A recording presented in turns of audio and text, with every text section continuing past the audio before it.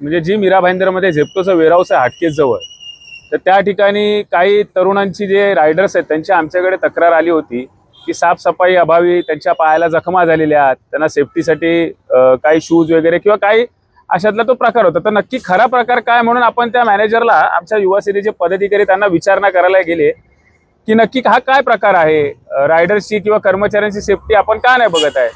पण त्या ठिकाणी गेल्यानंतर आमच्या पदाधिकाऱ्यांच्या असं लक्षात आलं की तिकडे घाणीचं साम्राज्य तर भरपूर झालेलंच आहे.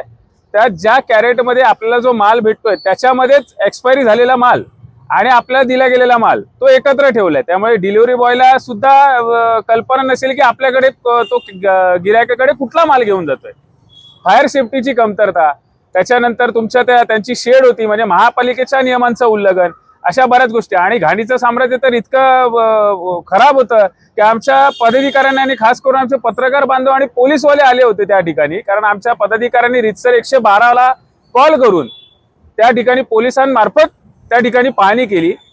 दिनांक 8 तारखेला ही घटना घडली. 8 जुलैला आदरणीय तुकाराम मुंडे साहेब हे महाराष्ट्राचे आदरस्थान आहेत, आदर्श व्यक्तिमत्व आहेत आणि त्यांचा आदर्श घेऊन आम्ही अशी अपेक्षा बाळगली होती की फूड इन्फेक्शन करणारे जे FDA चे अधिकारी आहेत हे तात्काळ तिथे येतील, कारवाई करतील आणि आम्हाला समाधानकारक उत्तर मिळून जे जनतेची फसवणूक होते त्याच्यावरती आळा घालतील.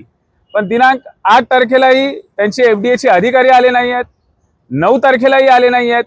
10 तारखेला आम्ही 48 तास उलटल्यानंतर पुन्हा एकदा काशीमीरा चौकीला प्रत्यक्ष आलो, सिनियर साहेबांची भेट घेतली. सिनियर साहेबांना आम्ही पत्र दिलं की 48 तास उलटून गेल्यानंतरही अधिकारी येत नाही आहेत.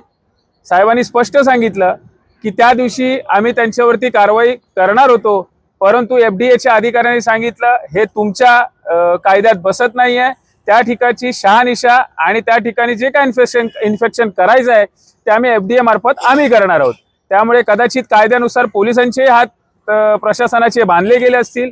10 तारखेला आम्ही ज्यावेळी निवेदन दिलं त्याच्यानंतर पोलीस प्रशासनामार्फत त्यांना मेल गेला. आज दिनांक 14 तारीख, आजच्या तारखेपर्यंत पोलिसांना त्या मेलचं उत्तर काही मिळालं नाहीये. FDA चे अधिकारी तिकडे जाऊन आले गेले याची कुठेही पोलीस स्टेशनमध्ये नोंद नाही आहे. या गोष्टीची विचारणा केली असता तो FDA मी तर त्याला माजोरा अधिकारीच म्हणेल, त्याला इतका माज वाढलेला आहे की 8 तारखेची घटना घडली असताना तो 10 तारखेला तिथे शहानिशा करायला येतो जेणेकरून पुरावे नष्ट व्हावेत आणि त्या झेप्टो सारख्या कंपनीला अभय भेटावं. कारण त्याचा आणि त्या झेप्टो कंपनीचा साठालोटा ह्या FDA च्या अधिकाऱ्याचा असा माझा स्पष्टपणे त्याच्यावरती आरोप आहे. आजही आम्ही विचारणा करण्यात आलो असता आजही पोलीस स्टेशनमध्ये कोणत्याही प्रकारचं त्यांना उत्तर मिळालेलं नाहीये. आम्ही सुद्धा सन्माननीय महाराष्ट्राचे तुकाराम मुंडे साहेब जे FDA मार्फत कारवाई करणारे अधिकारी आहेत त्यांच्याबद्दलची आम्ही रीतसर तक्रार सुद्धा केलेली आहे. कालच आम्ही मेलनी त्यांच्यापर्यंत तक्रार केली होती, त्या मेलचं अजूनही आम्हाला उत्तर मिळालेलं नाहीये. तरी सुद्धा आपण आज आमचं सरकार आहे, हे सरकार आपल्या या जनतेला कोणत्याही प्रकारचा त्रास होणार नाही याची गंभीर दखल घेत असतो. तशाच प्रकारे म्हणून आम्ही एक निवेदन घेऊन लवकरच तुकाराम मुंडे साहेब यांच्या मुंबईतल्या कार्यालयात त्यांना भेट देणार आहे आणि जोपर्यंत या FDA च्या अधिकाऱ्यावर कारवाई होत नाही तोपर्यंत हे आमचं शांततेचं आंदोलन चालू राहील.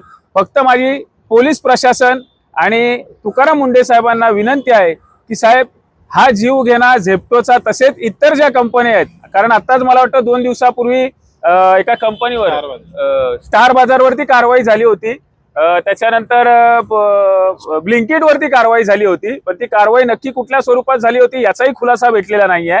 तर ह्या जीवघेणा खेळ थांबवावा, आमच्या शांततेच्या आंदोलनाला युवा सेनेला उग्र रूप घ्यायला लावू नये हीच आम्ही तुकाराम मुंडे साहेबांकडे विनंती करतो आणि आम्ही लवकरच यांच्या कार्यालयाला भेट देऊन आमचं निवेदन देणार आहे. पण तत्पूर्वी एकच सांगायचं आहे की झेप्टो, झोमॅटो, स्विगी, ब्लिंकिट यासारख्या कोणत्याही कंपन्या असतील त्यांना माझा इशारा आहे, वेळी सावध व्हा नाहीतर गाठ तुमची युवा सेनेशी आहे.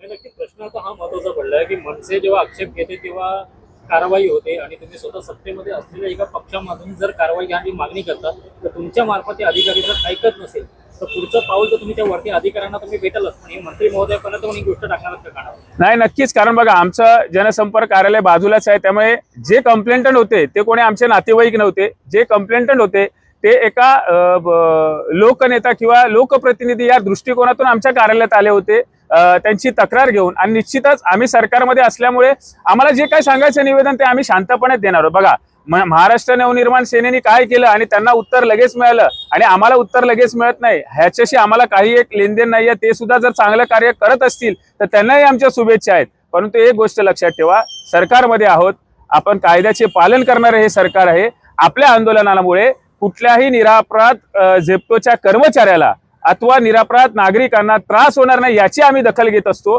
आणि आंदोलनाची गोष्ट राहिली तर शिवसेनेच्या आणि युवासेनेच्या आंदोलनाचा हात कोणीही पकडू शकत नाही, हा इशारा फक्त द्यायचा आहे. यासाठी आम्ही आज या पोलीस स्टेशनमध्ये इथे जमलो आहोत. जे समाधानकारक उत्तर मिळेल त्याची आम्ही अपेक्षा करतो आणि वाट बघतोय.